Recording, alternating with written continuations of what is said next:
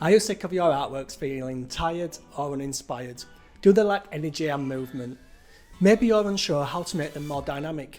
In this video, I'm going to give you 5 tips for creating motion and movement in your images that will lead to more dynamic and kinetic art. Stay to the end to learn how I create believable explosions. What's happening, people? I'm Quinton Lofthouse, a professional photographer and digital artist from the UK, and you're tuned into photomanipulation.com. This week I'm going to be teaching you 5 ways to add movement and motion to your Photoshop artworks. These are absolutely guaranteed to add much more drama and excitement to an otherwise boring composite. Before we get into the tips, let's go over the artwork being used. The image I'm going to be using to demonstrate this is the one I created recently, Road Fury. What I notice about most art I see is that it feels quite static. The way the models look feels very posy and staged, and there is a lack of kinetic energy. So for me, when I create an artwork, I like to try and add action, movement and that kinetic feeling. Some of the best resources to find inspiration or references for this work is movies. Action movies are built upon kinetic and awe-inspiring action, so use them as a reference to find inspiration. I have multiple folders on my computer of movie screenshots, so keep a library, examine them and work out how you can add some of that magic to your own artworks. This specific image was inspired by the Deadpool freeway scene, one of my favourite recent action scenes. I hope this video will inspire you to be more creative with your own artworks and look to find that kinetic energy. Right, let's get on with the show and dive right into tip number 1. Shoot your own stock. The number 1 way to capture that kinetic energy is to shoot your own models. You get the best results by shooting your own stocks, but it's not 100% essential for this walkthrough. Here's some examples of kinetic images from Adobe stock that will do the business just as well. Most stock model poses you purchase will not have that kinetic movement. They will come specifically staged in poses largely kind of very posy like, and that's because they're used on book covers quite a lot. Most poses I see are the beginning of an action sequence or the end of an action sequence. The poses I like to work on is the space in between, so the mid-action pose is where I feel the magic is, nestled in those in-between moments. I bought my camera and Photoshop at the same time, at 30 years old, right on the eve of my son being born, having not created any art since I was a young boy and losing myself throughout my 20s. I had an artistic void I needed to fill. That space was unfortunately filled with bad and toxic habits at the time. But my camera and Photoshop not only offered me redemption, but it created a new world of opportunity and a new me. It changed me completely. I learned how to take photos and how to use Photoshop simultaneously. And if I was to offer any advice to upcoming photo manipulators, it would be to learn photography. I think photography and Photoshop go hand in hand. It will make your final artwork so much more complete. The camera will help you understand light and composition in a way that most non-photo manipulators can grasp. It will give you the power to shoot your own models, giving you the freedom to pose them how you want. For this image, the model was myself. I knew it was going to be tricky as I wanted the pose to be mid-action and of our protagonist sliding on a motorbike and shooting back at the vehicle. Creativity at its core is problem solving. When we conjure up an idea, it's basically just a process of problem after problem to be solved to bring the idea to life. Using my home studio and my trusty pedal bike, I set to work trying to get that mid-action shot. It's not easy shooting yourself whilst on a bike and without a remote trigger, but with a few various shots, a little Photoshop and a lot of sweat, I just about pulled it off. If you positively cannot shoot your own stock, then photomanipulation.com has a whole library of stock models to fill that void. Be sure to choose the pose with most action, one that you feel is the mid-action shot, one that has the energy that we're looking for these kind of images. If you do want to learn more about compositing photos into artworks, be sure to check out my course, The Art of Composite, the best Photoshop course for beginners. It covers all this and much more. The link is in the description. So let's move on to tip number 2. Motion blur. This kind of speaks for itself, but it's a very important part of the kinetic energy process. Just using this alone will add more motion and movement to an image than anything else. As I've mentioned before, as photo manipulators we are always trying to sell the fake, and for me that means using real life visual references to add realism. In photographs of candid action scenes you will see motion blur, which is when the object is moving faster than the shutter speed. but not too fast that it's gone. The drag of the shutter speed catches the movement of the object, which looks like blurry streaks. Even in the movies, the part of the action which is not the focal point will have motion blur when objects are moving quickly past the screen. We can use this to our advantage in the artworks we are creating when trying to add a sense of movement, and it's very easy to do. Let's take the motorbike in the air for example. The bike has crashed into something and is now flying through the air. It is moving from left to right across the screen, so all we need to do to add that movement is select the bike layer and then go to Filter, Blur and then click on Motion Blur. The Motion Blur dialog pops up with a preview screen and rotating slider and a standard slider for the distance.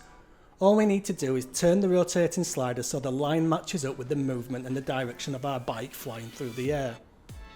Then we choose the amount of motion with the distance slider. I usually do this by eye, looking at the preview box as I do it. Once applied, your motorbike has that realistic sense of movement. And now you can do the same to the bike wheel that has broken away from the bike and other objects you feel necessary. Very simple but very effective. And that leads us up to tip 3. Composition. It's okay using specific techniques to create movement in objects, but if the scene as a whole doesn't feel kinetic in a way that matches the motion blurs, then it could feel forced or just be off-putting. To bring the artwork together as a whole, I used a few compositional techniques. The main one being the Dutch angle, also known as the Dutch tilt. The primary use of a Dutch angle is to cause a sense of unease or disorientation for the viewer or unnatural movement. Also, because it slopes to one side, it gives our composition a sense of movement that represents our protagonist's experience. If you can use it in conjunction with the sinister diagonal, which is the armature line that goes from bottom right to top left, it is a more aggressive way to compose an image due to its natural flow. We have a great way to create a scene that attacks our senses and pulls the viewer in, as we feel like we are experiencing this crazy scene as the people in the artwork are. Their worlds spinning around and off balance, and that's what these compositional techniques kind of exaggerate. Also used in this composition was an arabesque, usually used to guide people through an image. I created one with the tyre marks that curves through the image, leading us to our protagonist and creating the movement of the bike at the same time. To complete this arabesque, you can follow up our protagonist's arm and it leads us right back to the main focal point, the van. These two techniques, in conjunction with radiating lines and gap, greatest area of contrast, and a few others, create kinetic energy that not only creates movement but also guides the viewer through the image. Composition is a lot more than the rule of thirds, so be sure to study it. So, that's that one done. Let's move on to tip number 4. Realism. Now, talking about realism might seem a little bit weird when we're talking about an artwork with such a crazy hyper-stylized concept, but realism and fantasy work together hand in hand. With some kind of rules of realism, a scene like this will work all the better. For example, we have a van that is crashing through the air. Maybe it hits the road a few times, spinning over. In a realistic world, that car would be damaged from the multiple impacts. The windows would be shattered and the debris would be flying through the air. So to make our fantasy scene feel realistic, we need to add these realism touches. Not only does the scene feel more real, but the damage itself and the debris adds up to the movement and the motion of the image, building up that kinetic feeling we are looking for. Our brains are seeing the effects of the action on the car and it's telling us the scene makes sense in a way that it could be happening even though it's just an image. To add the damage is quite a simple process. All you need to do is find some stock photos of damaged cars or metal with dents. I used Adobe stock for this and then I cut out the various damaged areas and pulled them into my image over the top of the van. Once in place, I used blend modes and curves to blend the damage into the vehicle below, like so. Adding debris also adds realism and movement to our image and is also a simple process. You can find stock images online created with various debris. All you have to do is move them into place, find something that works composition wise, and then use the best blend mode, usually multiply, and you have instant debris. Just add a layer mask and paint away the areas that you don't want. The more you can ground your fantasy image with the rules of realism, the more believable it will be. Just a few more realism elements added was surface water to the road, and dust spots and bokeh. Bokeh? I don't know how you pronounce that, but you know what I mean. So let's move on to our final tip. Explosions. You can't have an action scene without an explosion. I mean, you probably can, but where's the fun in that? I get contacted a lot by people who want to learn how I create explosions. Apparently they look pretty realistic compared to other photo manipulators' explosions. That's not me saying that, that's what people have said to me. But for me it's just a mixture of overlays and blend modes really when I create explosions. But I think where I differ is that I'm a photographer, so I've studied light as long as I've studied Photoshop. I've looked through a lens at many kinds of different lights and I've noticed the various kind of colour distortions and aberrations that a lens can cause. So when we have a bright yellow-orange explosion, you have the fire, but you also have a few other colours created by the light hitting the lens. The main one is usually red. This falls in line with our realism tip, that by adding these colour aberrations, it adds a sense of realism to our explosions and also gives us a nice stylised glow to the explosion. My method is fairly simple. I bring in the explosion or the fire overlay.